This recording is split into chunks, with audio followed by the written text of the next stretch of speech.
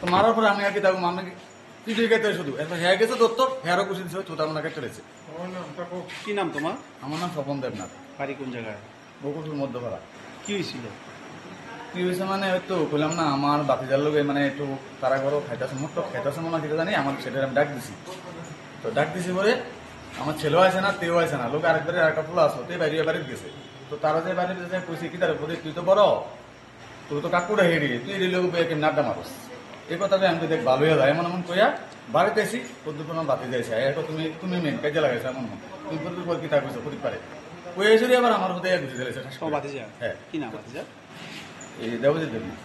আচ্ছা, এরপরে?